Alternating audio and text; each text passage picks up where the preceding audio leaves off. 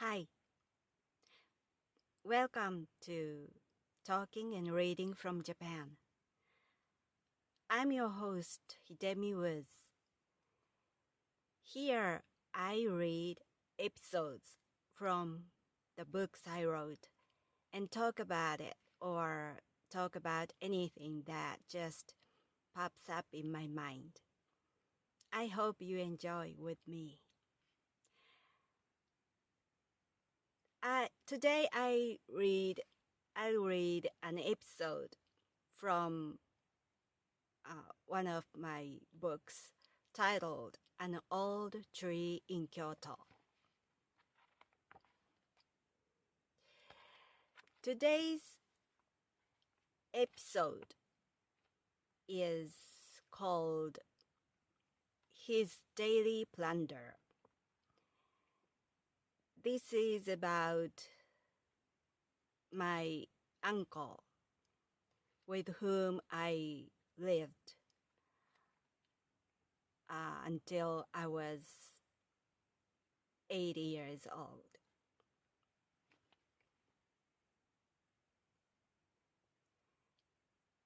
His Daily Plunder. It's common in Japan that a child remains at a parent's house after going on to college or starting to work at an office, or even after marrying.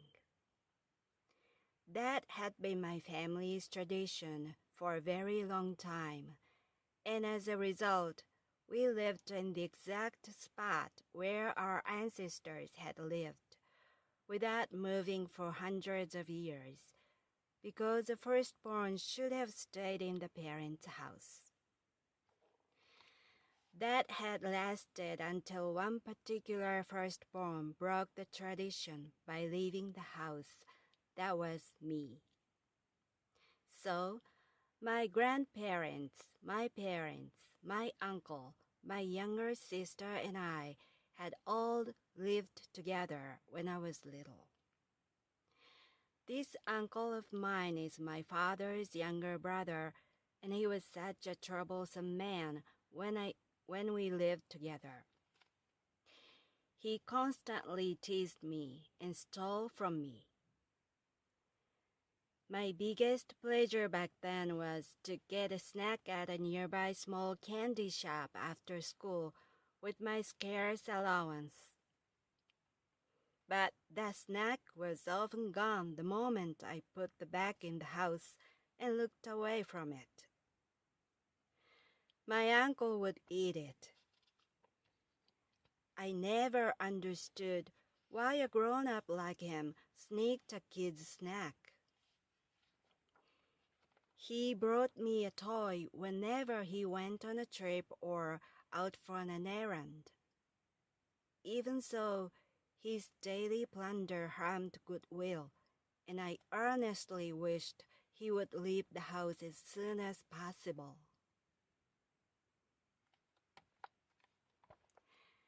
That was today's episode. This is about my uncle, who is my father's younger brother. And as I said, I lived with him until I was 8 years old, and he was like a big brother to me with a big age difference, because he didn't act like a grown-up. He was acting like a big child around me or around everybody in my family. While my family members are all quite quiet and disciplined people, this uncle of mine was like a black sheep in the family. He kind of conspicuous figure in my family because he wasn't like other family members. He was rude, noisy, wild, and always trying to be funny and joking around. And basically, our family members, my grandparents, my parents, and my younger sister and I were basically trying to ignore him because he was too much for us. He was just making fun of himself all the time, and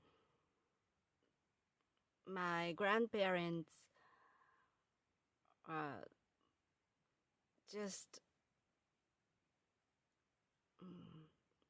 treat they treated him like as if they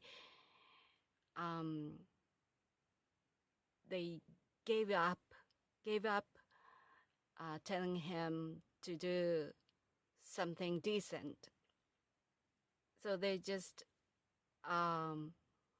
let him do whatever he wants to do. And so he was such a troublesome man for me.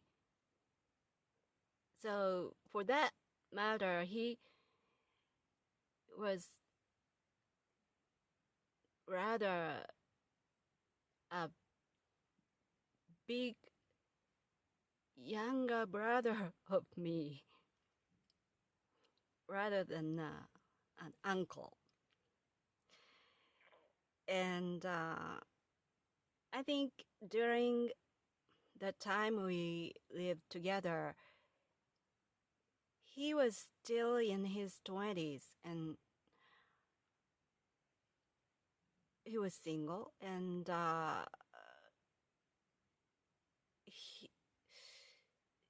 he was quite young. So that was why he was such a in a way childish man.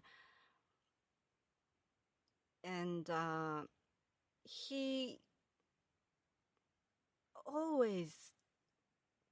was always pulling my legs and tried to tease me, and so it was so annoying for me because I liked to be alone.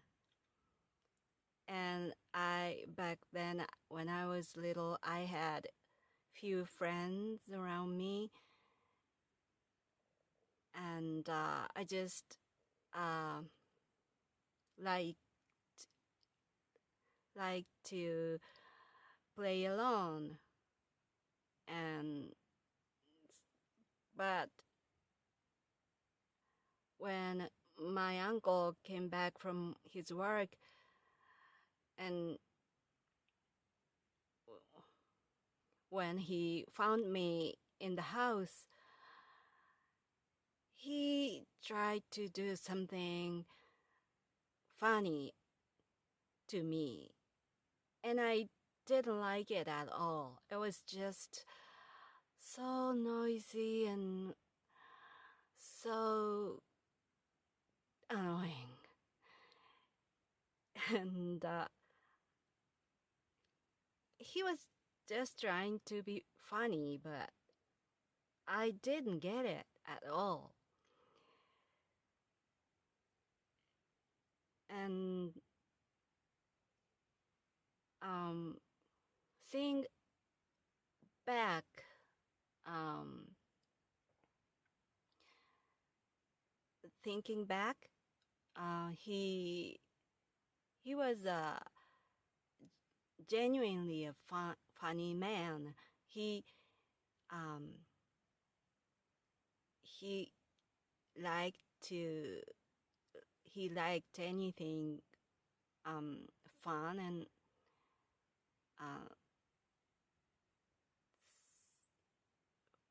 uh, entertaining, and that was that characteristic of his was very, very different from other family members like my grandparents. And we didn't understand him. But come to think of it, he was the man. I just remember. He was the man who introduced me karaoke for the first time in my life. Until he mentioned about karaoke to me, I had never heard of it. I think it was about when I was 11 or 12 years old.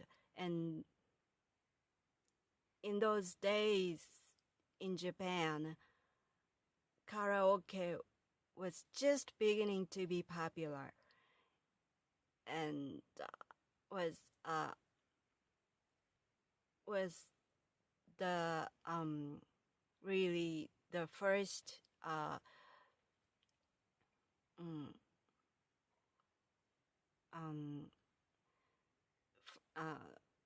really early time that karaoke was acknowledged among people as a hobby. Was before it was exploded as a common pleasure. So I had never heard of it. And one day my uncle asked me if I knew karaoke or not. And I said, I don't know. And he was so joyous because I didn't know about it while he knew it. And so he was went over the moon, and I tell you what it is, but he said, you must think karaoke is empty container, because in Japanese, kara means empty, oke means container. But karaoke is called like that because oke is taken as orchestration, I think, and empty orchestration, which means music without singing,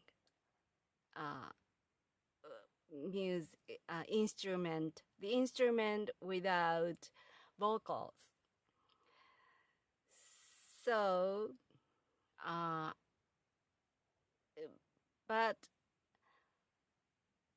he thought I would be taken okay part as a container, and he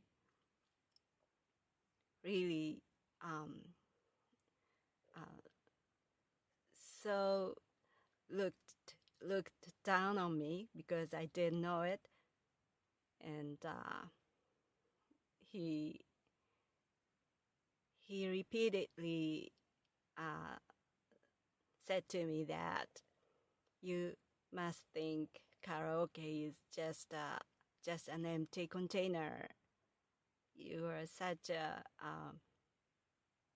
um, rustic uh, country town girl, and was so he laughed and laughed at me, and like always, like as usual, I felt so annoyed and really hated uh, karaoke itself at that moment.